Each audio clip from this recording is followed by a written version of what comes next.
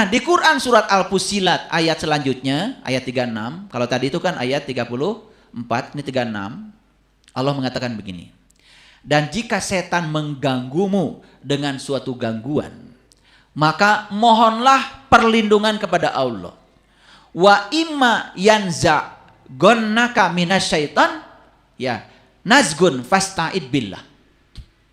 Dan jika setan mengganggumu dengan suatu gangguan, maka mohonlah perlindungan kepada Allah. Fasta'id billah.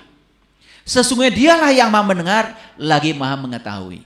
Ini yang harus dijelaskan lebih dalam.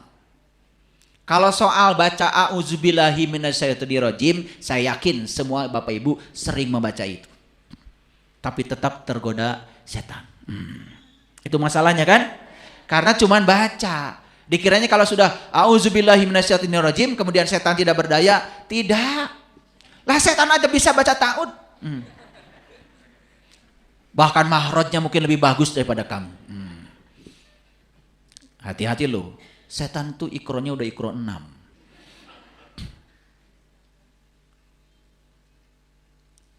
Ini ayat penting untuk direnungkan. Dan jika setan mengganggumu dengan suatu gangguan, maka mohonlah perlindungan kepada Allah. Gimana caranya? A'udzubillahi minasyaitonirrajim, begitu. Setan malah ngikut-ngikut baca ta'ud. Yuk lihat saya semuanya. Siapa setan itu? Pahami dulu. Karena selama ini kita menganggap setan itu suatu entitas yang di luar diri kita. Padahal kata Quran, setan itu bahkan tidak pernah berteriak. Setan itu kerjanya membisik. Kalau setan itu kerjanya membisik, berarti setan itu jauh apa dekat? Dekat. Kalau setan itu membisik, bisikan setan itu suaranya keras apa lemah?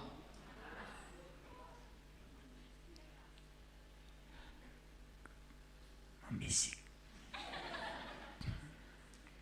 Keras apa lemah? Tertangkap atau tidak bisikannya?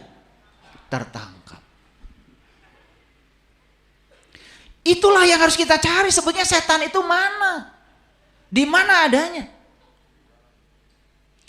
Makanya jangan belajar dari definisi. Praktek. Temui dia. Harus nyata. Nih, contoh. Cara menemui setan. Gampang.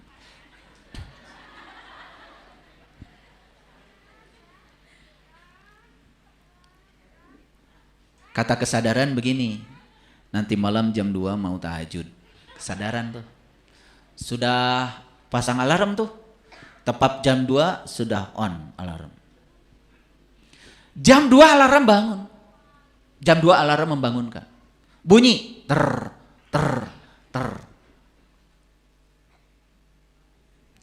Ada yang membisik. Bisikannya lembut sekali, cuma begini. Dingin.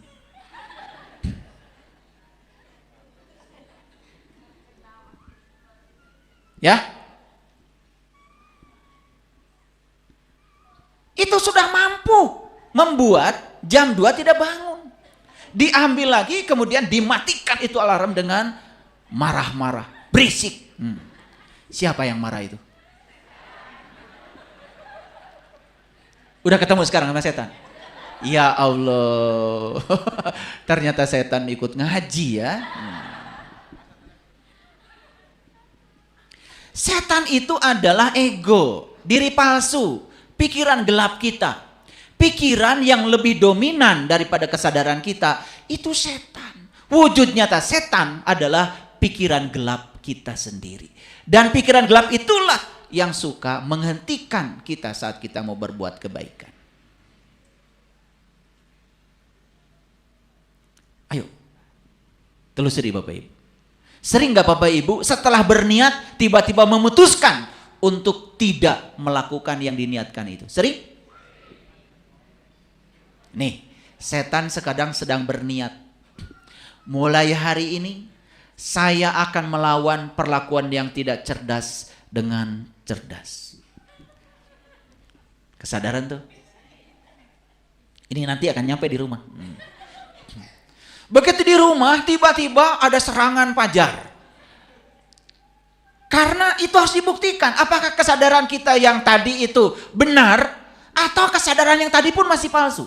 Dan itu harus dibuktikan oleh kehadiran setan. Sampai di rumah, tiba-tiba baru buka pintu, ada yang marah-marah. Ngaji apaan? Jam 1 baru nyampe rumah. Oh. Terpancing gak kira-kira? Terpancing. Betul gak? Langsung masuk menyelinap ego di sini. Ngaji saya dimarahin, gimana gak ngaji? Tuh, udah mulai. Terjadilah di situ pertempuran hebat antara setan dengan setan. Jadi kalau di Arab itu ada upacara melempar jumroh. Dulu melempar jumroh itu kan kayak sumur gitu ya. Lalu di tengah tuh ada tugu. Katanya di tugu itulah setan berdiri. Betul nggak? Makanya yang jamaah haji diwajibkan ngambil 7 batu buat melempar setan. Bahkan yang bernafsu cari batunya bukan kerikil. Bekal dari sini. Saya pernah menyaksikan loh. Takut dia Arab nanti kesulitan cari batu. Dan batu di sana itu kecil-kecil. Karena itu padang pasir, bawa dari sini. Kebetulan dia tukang batu. Segede-gede batunya tuh. Udah nafsu tuh. Dasar setan. Ini setan mau naik haji. Sesampai di sana, saking bencinya tuh sama setan, itu batu dikeluarkan dari koper. Khusus buat lempar jumroh. Dilemparnya kuat-kuat. Pok! Bukan kena ketugu itu. Kena setan yang di seberangnya. Yang sana otomatis nyolot, bukan? Ambil batu yang tadi itu, bahkan cari lebih gede lagi. Bak! Jadi terjadi lempar-lemparan batu antara setan dengan setan. Gak pernah bertanya kenapa batunya 7. Kenapa? Lalu setan tuh menyelinap lewat pintu mana? Lihat saya semuanya. Nih para setan. Setan tuh menyelinap lewat pintu yang 7. Lewat sini. 2. Lewat sini. 2.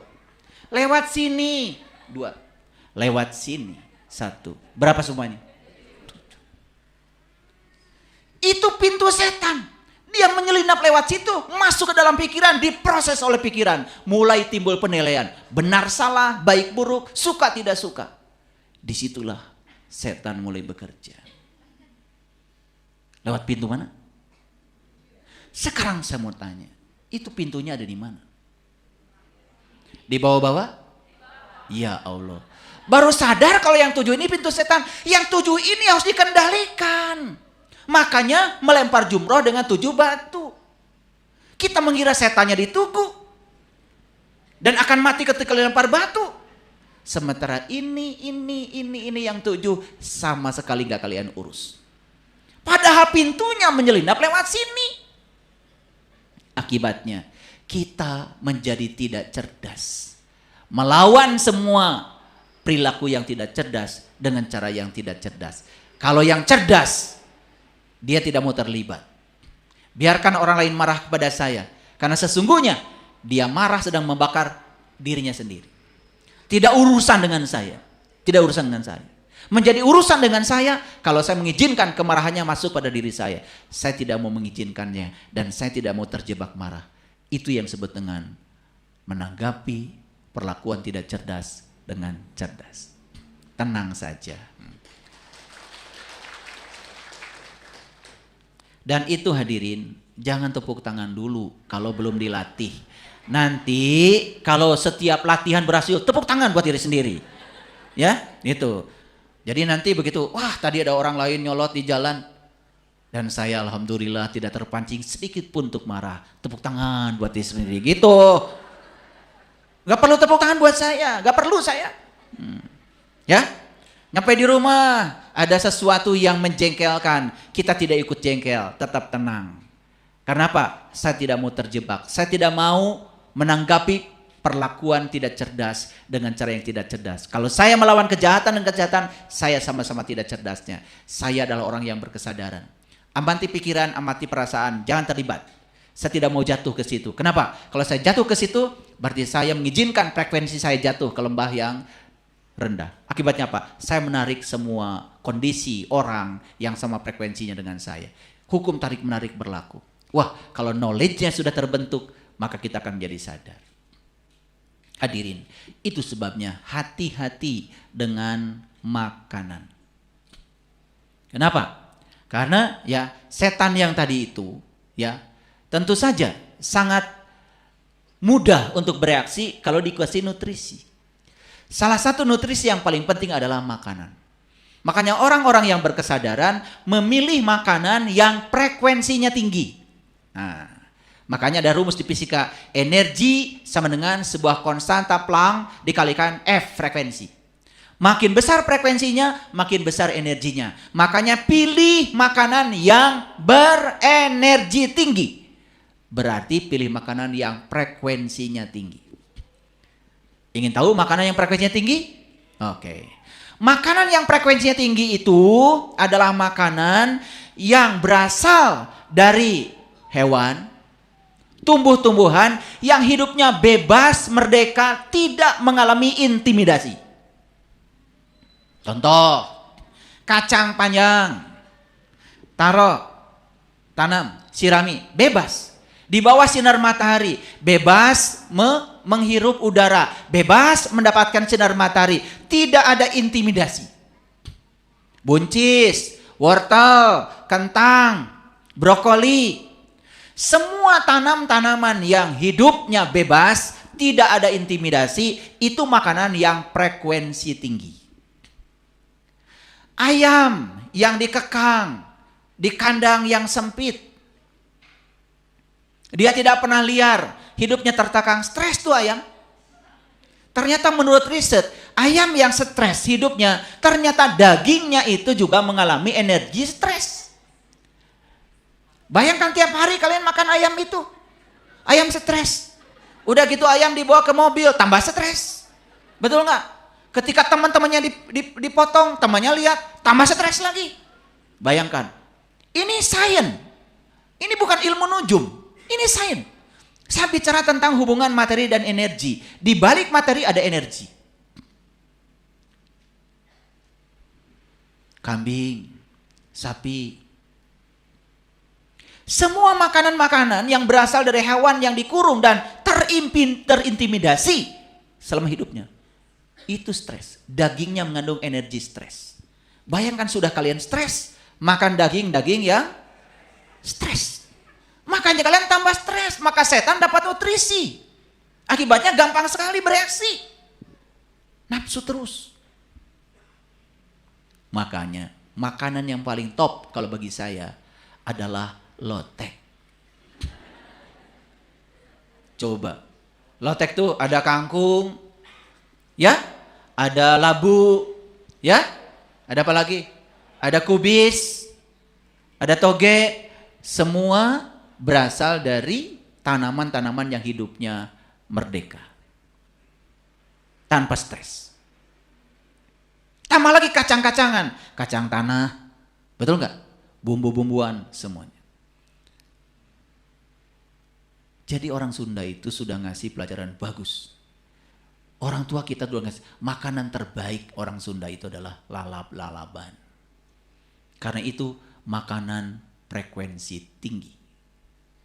Anti stres. Makanya saya makan lebih banyak sayur dan buah. Anti stres. Karena makanan menentukan. Makanya kalau belajar spiritual, makanan pun harus diurus. Ini gak senang sayur, senangnya ayam negeri, yang stres tadi itu. Makanya wajah-wajahnya stres, dikit-dikit stres, betul gak? Mulai kelihatan reaksinya, gampang marah, gampang tersinggung, karena makanan yang dimakan pun frekuensinya rendah. Tapi hebatnya orang Sunda, walaupun lotek itu termasuk makanan frekuensi tinggi dan energinya tinggi. Sampai sekarang low tech tidak dirubah namanya jadi high tech.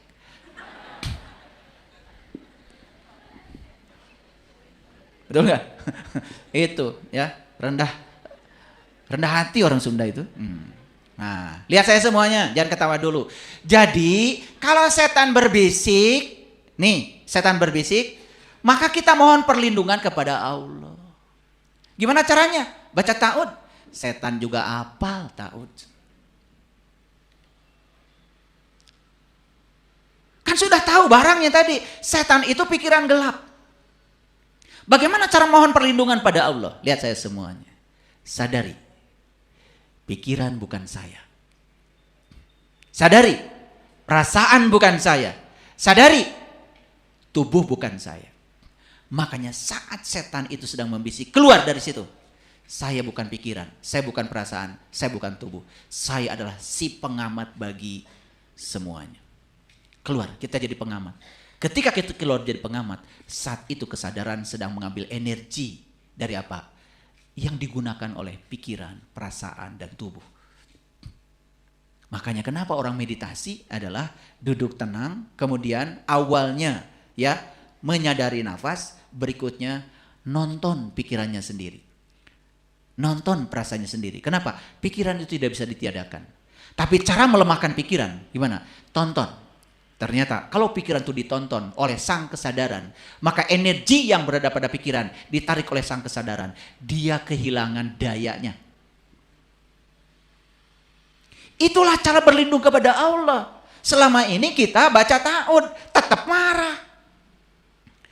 Baca ta'ud tetap jengkel. Baca ta'ud tetap sakit hati. Baca ta'ud tetap pergi ke dukun santet. Padahal sudah baca ta'ud. Padahal ta'ud itu kan jelas sekali. A'udzubillahi minasyaitonirrajim. Aku berlindung kepada Allah dari godaan setan yang terkutuk. Siapa yang terkutuk? Setan. Ngaji di mana kalian? Setan itu kan cuma jualan. Gehu lada gitu. Rek dibeli rek teu kumaha maneh. Begitu makan gehu lada nyeri beteng, nyalahkeun tukang dagang, kanu ngadaharna ge maneh.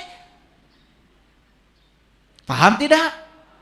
Jadi, a'udzubillahi minasyaitonirrajim, aku berlindung kepada setan. Aku berlindung pada Allah dari godaan setan yang terkutuk. Siapa yang terkutuk? Yang terkutuk itu adalah kamu saat gagal minta perlindungan kepada Allah. Paham ya? Jadi yang terkutuk itu adalah kita sendiri. Saat kita gagal berlindung kepada Allah, lebih tertarik mengikuti bisikan setan, kita yang terkutuk bukan setan. Setan enggak apa-apa. Yang terkutuk tuh kamu saat gagal minta perlindungan kepada Allah. Lah saya sudah baca ta'ud, tapi saya masih tergoda. Berarti yang baca ta'ud itu setan. Betul nggak? Jadi yang baca ta'ud terkutuk? Terkutuk karena dia tidak praktek. Nih nanti kalau ada yang memicu kemarahan kita, sadar sepenuhnya. Marah itu tidak penting. Marah itu melukai diri saya. Malah itu membuat wajah saya jadi jelek, terjelek sedunia. Malah itu melukai. Malah itu mengeluarkan kata-kata kotor. Marah itu memberi makan pada ego. Marah itu memperbesar tubuh setan.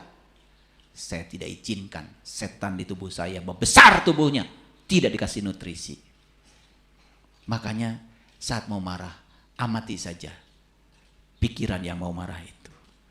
Tarik napas dalam-dalam, ambil jeda. Sadarkan bahwa itu tidak penting. Saat itu kalian tidak jadi marah. Saat itulah kalian sedang menanggapi perlakuan tidak cerdas dengan cara yang cerdas. Gitu apa tidak? Nih, ada orang yang marah. Kalian langsung, a'udzubillahi minasyaitonirrajim. Insya Allah habis baca ta'ud kalian ikut marah juga. Ini masalahnya selama ini kita cuma baca, prakteknya nggak ada. Karena nggak ngerti. Sederhana saja, kita disuruh berserah diri kepada Allah. Pernah nggak diajarkan bagaimana caranya berserah diri pada Allah? Itulah, selama ini kita belajar agama, kurang praktek. Tidak ada yang membimbing prakteknya gimana sih? Berserah diri itu gimana sih? Coba perhatikan, nanti pergi ke Gramedia itu. Cari buku judulnya Letting Go. Letting Go. Itu yang nulis namanya David Hawkins. Maaf, saya bukan merendahkan ajaran saya sendiri, bukan. Tapi saya belajar tentang berpasrah yang benar itu setelah saya membaca buku Letting Go itu. Letting Go itu adalah belajar pasrah. Coba nanti belajar. Karena kalau saya jelaskan di sini nggak akan cukup waktunya. Judul ini nanti nggak nyampe-nyampe. Sekali lagi, jika setan mengganggumu dengan suatu gangguan, maka mohonlah perlindungan kepada Allah. Caranya gimana? Caranya praktek.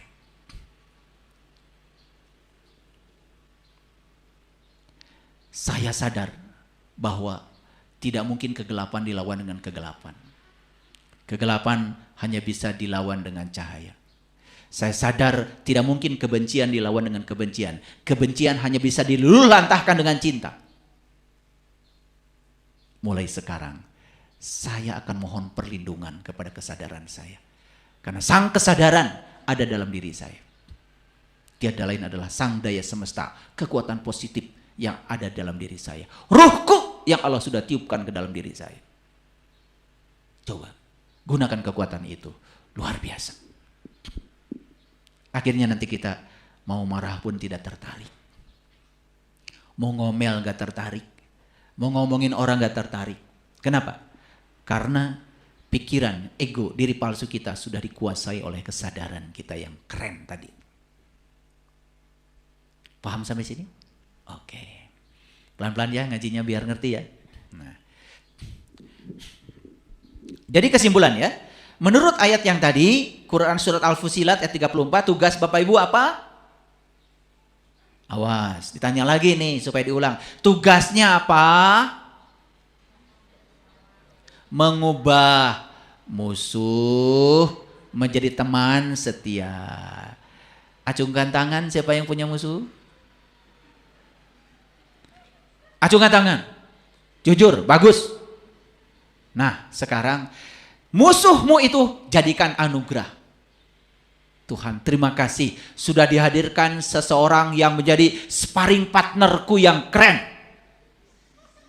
Ya. Dan selama ini saya memperlakukan dia dengan cara yang tidak keren, dengan cara yang bodoh dan tidak cerdas. Mulai sekarang detik ini, saya akan memberi perhatian sama dia, menumpahkan cinta kasih sama dia. Saya akan memberi tanpa meminta. Saksikan saya dalam waktu yang tidak lama, yang disebut musuh oleh kita hari ini, besok lusa berubah menjadi teman setia. Cintanya sama kita melampaui segalanya. Luar biasa. Minta maaf pasti mereka. Itulah hebatnya Nabi Muhammad mengajarkan ajaran ya. Saya juga nggak ngerti. Banyak yang ngaku-ngaku sebagai umatnya Nabi Muhammad, tapi kerjanya menebarkan kebencian. Bingung saya. Padahal Nabi Muhammad itu ditimpukin batu oleh orang sekampung di Taif. Malah beliau berdoa, Allahumma hdi qaumi fa innahum la ya'lamun. Tuhan, tunjukkan hidayah kepada mereka. Dan mereka memperlakukan itu kepadaku semata-mata karena mereka tidak tahu. Dan Nabi tidak pernah mencemooh orang bodoh. Nabi tidak pernah mencemooh orang yang tidak cerdas. Semua perlakuan yang tidak cerdas yang datang kepada beliau dibalas dengan perlakuan yang cerdas.